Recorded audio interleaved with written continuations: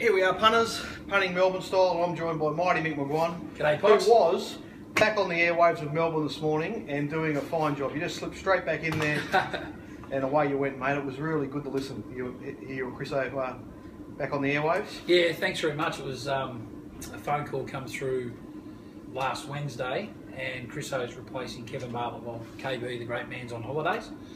That's over a 5-week period, and they wanted probably strong influence in the first hour, Monday, Wednesdays and Fridays. And to get the old band back together, it was good because Chris O and I had done brekkie radio here on the racing channel, RSN, on and off for probably 13 years. Chris O's been a constant in that period. I had a connection with RSN for about 27 years. But to be asked by SEN was fantastic, because we know it's a fantastic sporting station, 24/7 sport. Obviously a huge influence with racing and also football, but cricket, anything pertaining to sport, they cover it. So to do that first hour this morning was great to be back on the airwaves. Yeah, well, I mean, obviously you guys did it for so long that it is probably second nature to you, but you could just, it's an environment that you obviously thrive in, talking about all sorts of sports and being able to get underneath the surface a bit and look at some of the chess moves that happen in those, whether it be cricket, football, racing. You seem to have a really good handle on all of it, and I always enjoy listening to the stuff you put out. Yeah, no, I appreciate that. I do a lot of work, and a lot of people think that you're on air between 9 and 10 and that's all you do. But it's the preparation stuff that you have to do to make sure it comes out the right way. Yeah. I've always been big on that you have to see it to give an opinion. If I haven't seen it and a listener rings up and says, can you cast your opinion across this? And if I haven't seen it, I'll just have to say that I haven't seen it. I'm not going to guess. I think your own eyes are your best form of judgment. Opinions are just that, they are an opinion. But I think what it does do is generates good debate for those that are listening. Some will agree, some will disagree, which generates good debate on air, which is always healthy. So I prefer to go down that path of making sure that I watch as much sport as I possibly can, when you've got an obligation to the listeners who mightn't see what you see, but at least you can cast your opinion on it. And if it's a respected view and it's an educated view, I think that's where you gravitate to the listeners. Yeah, we had some great callers there this morning. They were all really good callers. Yeah, management was quite happy because we had a lot of different voices in that 1 hour time slot. So that immediately tells that there's some that have either transported over. They wanted to hear Chris O and I back on air and hear what we had to say, particularly about the first test. Yeah. It's been an intriguing couple of days, as we know. Terrible decision by Joe Root to win the toss based on the history of Test cricket in Adelaide. And I said on air this morning, you have to go back to 1982 when the West Indies, captained by Joel Garner, won the toss, sent Australia in and got the result. So in that period of time, there's only one team that's done it and got a result. Don't know what Joe Root was thinking. He's not exactly got the same bowling weapons there, has he? No, well, Anderson and Broad are good players, yes. But are they holding Roberts and Garner and even Colin Croft? The answer to that's no. Well, is anyone? No, well, that's right. So they were the great days that we grew up with, Pots, and our generation can relate to those fast bowling demons that they were, and for the Australian team to be as brave as what they did in that period of time. And you're talking about their bowling streak, but what about their top order? Greenwich Haynes, Viv Richards at 3, you've got Clive Wood coming in at 6, and in between you've got Larry Gomes, Faye Backus, who fill the holes at 4 and 5, and they've got a wicketkeeper who can score 100 in probably 60 balls in Jeff Dujon. They just had so much batting talent. You talk about other fields that come into the team. Gus Logie comes into the team eventually, one of the great cover fieldsmen of all time, can manufacture a run out at the drop of a hat. And that's the reason why you just love watching the West Indies back in that period of time. Roger Harper, he was panther-like in the field.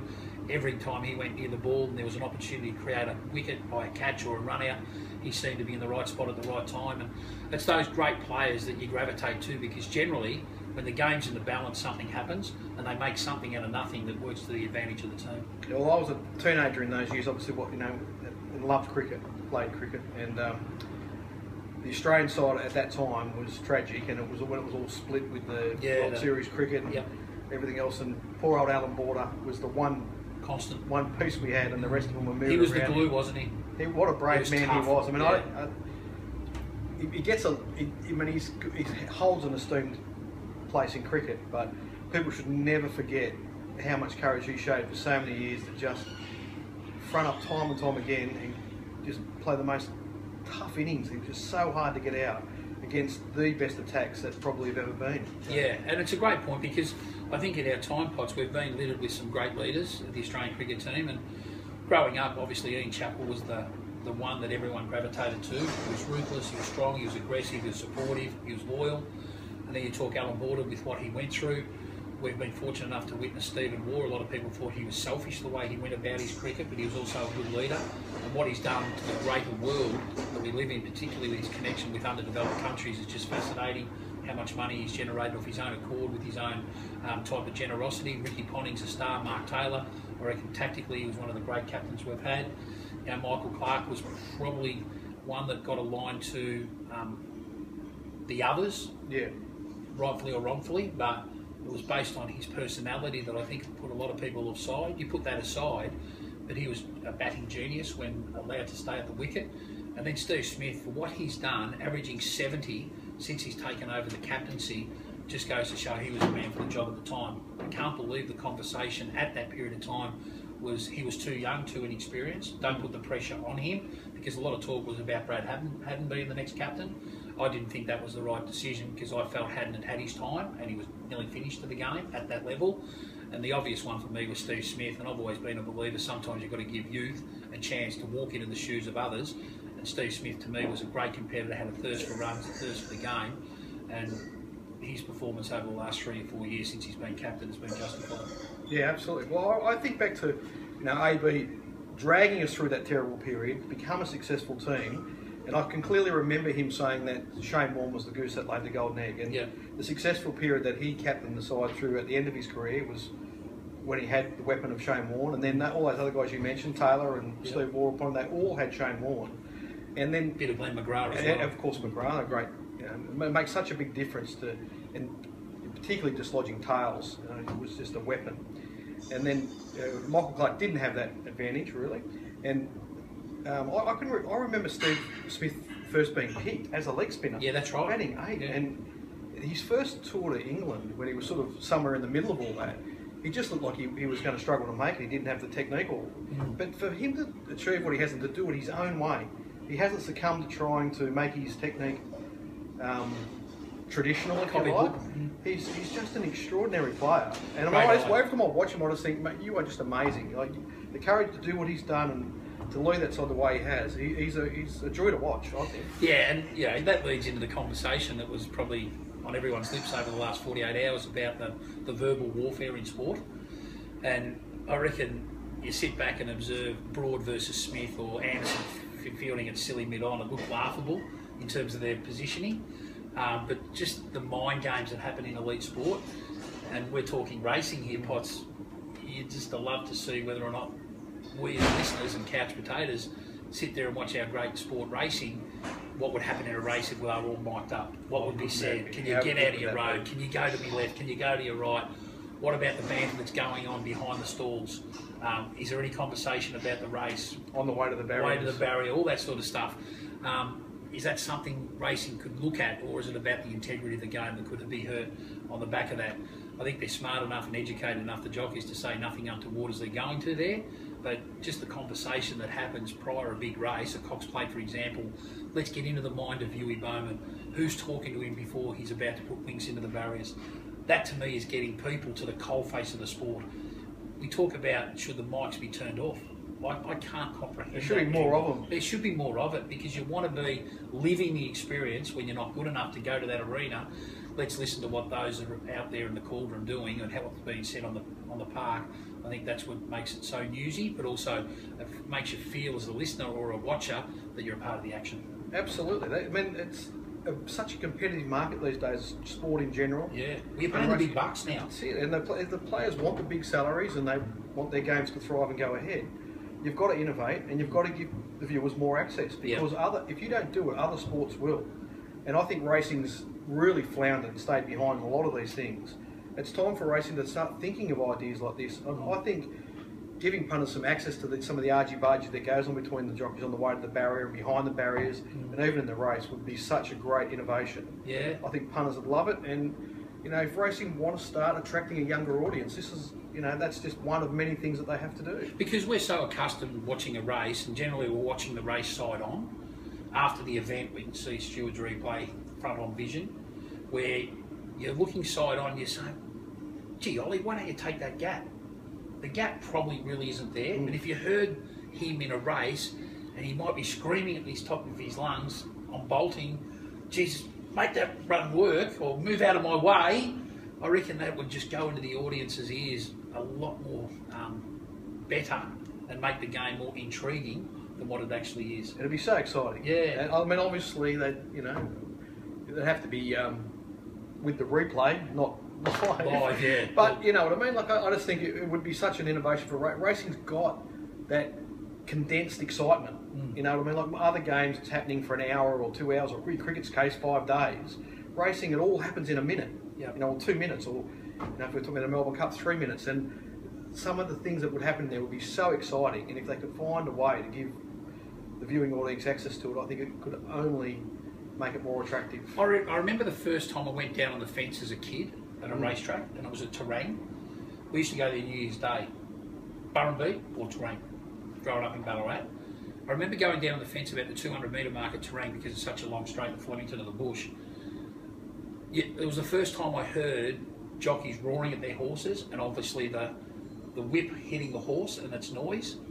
That to me was invigorating. But if you can take that to another level by hearing the voices of the jockey, what's making them think during a race, if they speak, I reckon it just adds another element of intrigue, which the sport needs. Yeah. Well, there you go. There you go to the administrators. We're ideas men here. Yeah, that's we're doing our business. Bit of innovation. So let's just talk a little bit about the weekend before, and we'll come back in part 2. And we might have a bit of a chat about the spring. Yeah, good. But so on the week, last week, obviously we had a horrible forecast for a lot of the week, particularly the latter half of it. It didn't quite hit Melbourne as strongly as they expected, but it's still their conditions, changing conditions, are things that test punters. And like we saw at Ballarat last week, where it was a real surprise, and you had the conditions actually changing during the meeting. Well, I think those days where it changes during the meeting are the most difficult to deal with. Yep. Because you've probably prepared for it being a good 3, and then all of a sudden you're dealing with, the track different in different parts of the course. Some horses just didn't like it because there's water on the surface. Whereas at Sandown on Saturday, you had so I'd walked the track on Tuesday, and that track it hadn't had a lot of racing recently. It gets a good break over spring. It was in brilliant order.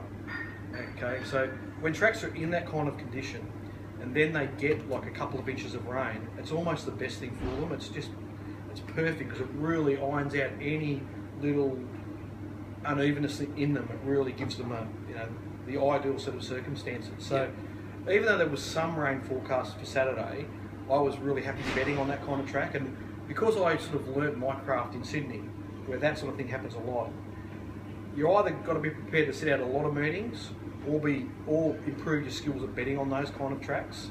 And actually, as it turns out, over the years, as my skills have improved in that area, tracks like Saturday are my favourite tracks to bet on, because they provide a really good testing surface for all the competitors. So you're looking for a fit horse, firstly? Absolutely, fitness is the key factor.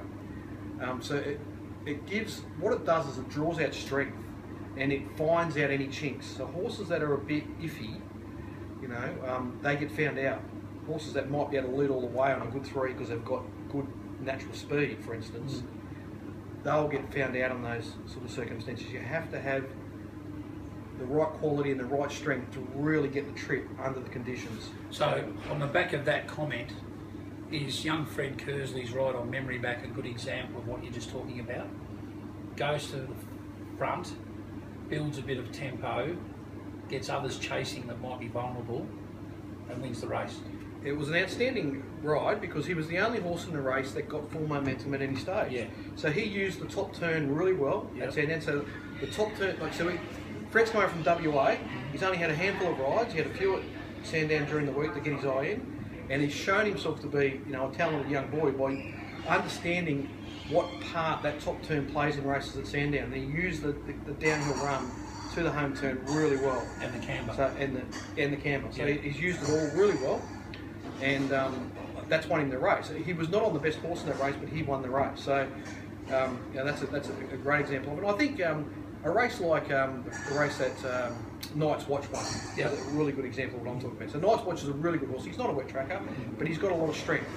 Okay, and he doesn't have any sort of weakness to him. He's sort of just done some things wrong in races. Long time ago, whatever it's called, improving mare, that won really well first up. She's got a lot of quality. And then you have a horse like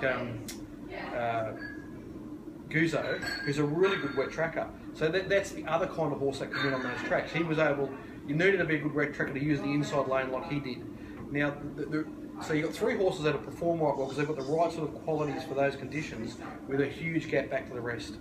So all the others, the chinky horses in that race, they've all been found out, and there they are disappearing. Yeah. And so those sort of conditions tend to magnify the margins, and that's why I like betting on them. And the big mistake I made on the day was not giving Jungle Edge enough credit at 1,000 metres. I thought, he's had a funny prep, 1,600, 1,300, back to 1,000. Yeah, it was 12 to 1,600 initially too. Yeah, then he so, but he's just an amazing horse that's got, really in hindsight, he's got all the right